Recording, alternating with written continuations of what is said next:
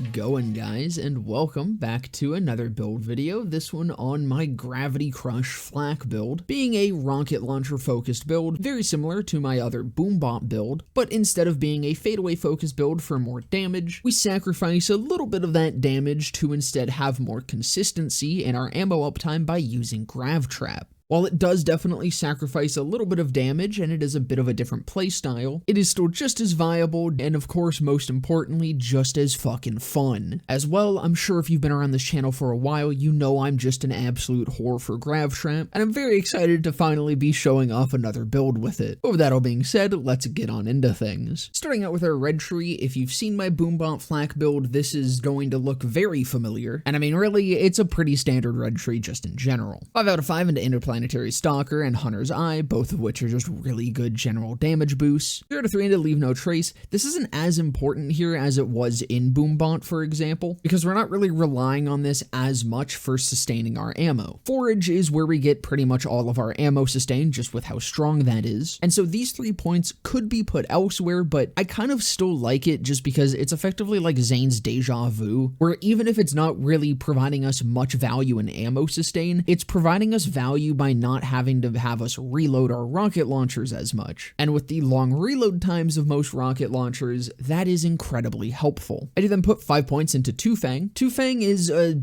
little bit of wasted points, but also not really. 25% sounds like it should be a decent bit. I mean, that's a 1 in 4, but in practice, I find that Two Fang really doesn't proc all that often. And as I was saying, with reload speed being a bit of an issue for rocket launchers, you could instead put these points into Second Intention to get some actual reload speed. But Two Fang, for the rare case where it does actually pop, I do think is worth it, especially on rocket launchers like the Hive that have a lot of unlisted projectiles. Two Fang can be very, very big, and so while it doesn't always provide super good value, the value that it does provide when it pops is incredibly high. 3 out of 3 into the Most Dangerous Game, again, just some good stats, as well as 3 out of 3 into Big Game to get even more out of our Hunter skills, point into Galactic Shadow for crit damage, and 1 point into Megavore for some auto crit. This helps us with proccing Hollow Point, which is incredibly good for this build. FL4K has a lot of V1 damage, which will double dip on that Hollow Point damage and give us even more effective AoE, as well as Hollow Point being what lets us handle some of the tougher bosses, like the True Trial bosses, and Megavore just making that even more consistent. As well, with some rocket launchers, it can just generally be difficult to hit some crits, so getting that auto crit is very nice. Final thing to mention in this tree is we are using Spider Ant Scorcher, mostly just to get that elemental damage. Really, you can use whatever pet you want. This build isn't able to get Barbaric Yomp, so whatever the bonus that you're going to get is going to be pretty small. This elemental damage is just going to be the biggest one as long as you're using elemental weaponry. Moving on to our green tree. Once again, everything here is pretty standard. 5 out of 5 into Furious Attack for some gun damage. 3 points into Self-Repairing System for health regen, very important for our sustain, as well as those 3 points helping us move down the tree. 5 out of 5 into Eager to Impress. This is incredibly important as we do want uptime on our action skill. And with the amount of AoE killing that we do with rocket launchers, Eager to Impress lets us spam it pretty damn often. Point into Lick Their Wounds so that we can revive if we go down. 3 out of 3 into Turn Tail and Run, giving us health regen while we're moving and gun damage while we're still. 3 points into Fast and Furious, another just very nice all-around stat still. 5 out of 5 into Rage and Recover, incredibly nice health regen. And then we come all the way down for the Power Inside. Now, this might seem a little bit questionable for this build considering we are using Grav Trap and don't really have much in terms of aggro control, but even just the 25%, even when you're not getting the doubled bonus when activating at full health, it's a really good bonus, and I've tried this build not using this, and while it is possible, and while going for Barbaric Yomp instead is able to provide a lot of value, no matter what I've tried,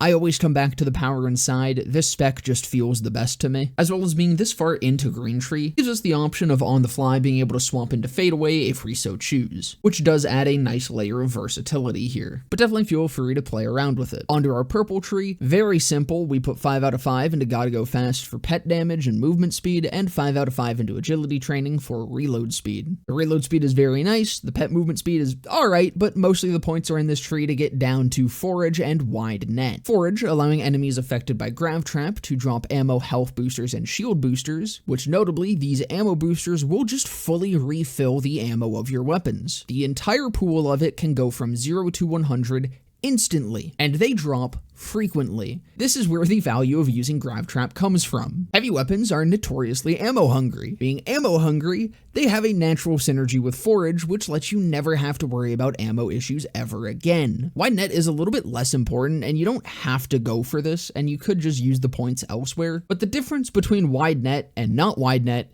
is quite big. Here you have Grav Trap with wide net active, and here is Grav Trap without wide net active. It's quite a big difference. And while this is mostly just quality of life, I do think spending the extra points is generally worth it to get down to wide net. And finally for our trees, the blue tree, 3 points into Persistence Hunter for some action stole duration. Action stole duration's very nice with Grav Trap. We want that uptime to keep our gun damage active through the Anointment. 1 point into Ferocity, 1 point into Go for the Eyes, letting us move down to get 3 points into Frenzy. If you did want to pull some points out from Purple Tree and forego wide net, I would recommend at least maxing out Frenzy with those points, as well as throwing a point into He Bites, and Who Rescued Who can provide some very nice value. Now coming to our gear, of course you can kind of just use any rocket launcher. The important part is the while gravity snare is active, weapon damage is increased by 250%.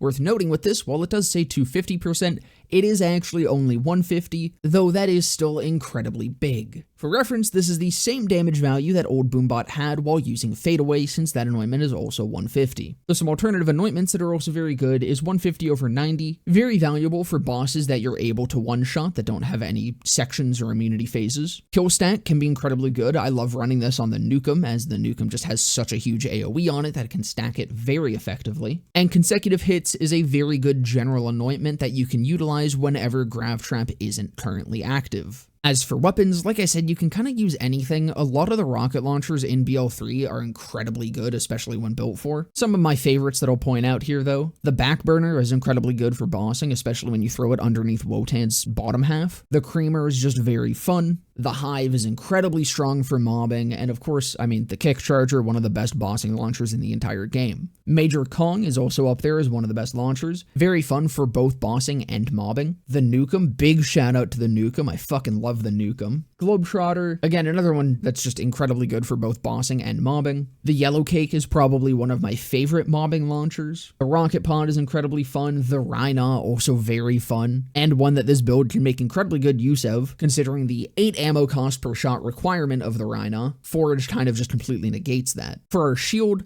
most of the time I am just using a Revolter. Even though intuitively it would seem that the Infernal Wish should be better, it's really not for a majority of cases where you're mobbing. The Revolter just genuinely provides so much fucking value that the only time that the Infernal Wish is really worth swapping to is if you're using something with unlisted projectiles like the Hive, but if you're not opposed to just using the Revolter is going to be your best option in most situations, with the Infernal Wish really only being what you swap to for bossing against things that have a single big health bar. Though if you just simply aren't a fan of the Revolter, then the Infernal Wish is an incredibly good option, as well as the 0.M or any other amp shield. Of course, if you're using the Revolter, you want Ass Break, but for the Infernal Wish, using just an ASE element will do. I recommend carrying around one of each of the major 3 elements, Shock, Incendiary, Corrosive, that way you can just better element match to the bosses that you're killing. For our Grenade, there's really 2 major options, being the It's Piss for debuffing, very good for bossing, this is usually the one I use in that situation, or the Mesmer, which is incredibly good for mobbing, allowing you to get some of that aggro control, and can actually help you better utilize the power inside as long as you're throwing this out. The Hunter Seeker, of course, being flak is just also very good, but since we aren't using head count, it doesn't really provide that much value. However, if you are running a spec where you do go for head count instead, then the Hunter Seeker will be incredibly good. For a relic, I'm pretty much always using the Toboggan. It's just a shit ton of amp damage, really good for repositioning, generally just really suits the playstyle. Of course, on this, you want AoE damage, preferably in the 2nd or 3rd slot so that it also gives you radius, as well as heavy weapon damage or really just any other damage type. And for class mod, we're just using the Cosmic Stalker, getting even more hunt power, and once again, you want splash damage, weapon damage, heavy weapon damage, any variation of just as many damage passives as you can. Skill rolls on the Stalker also don't really matter that much, pretty much any variation of the Stalker is pretty damn good. But yeah, that's about do it for Gr4vity Crush FL4K. I hope you guys enjoyed. If you did, definitely consider leaving a like, comment, subscribe, all of that. I'll be live right after this video goes up right here on YouTube and also over my Twitch channel, where there'll be a link to down in the description below, and just under that is a link to my Discord server where you can come and join and hang out. But with that all being said, I hope to see you guys in the next one.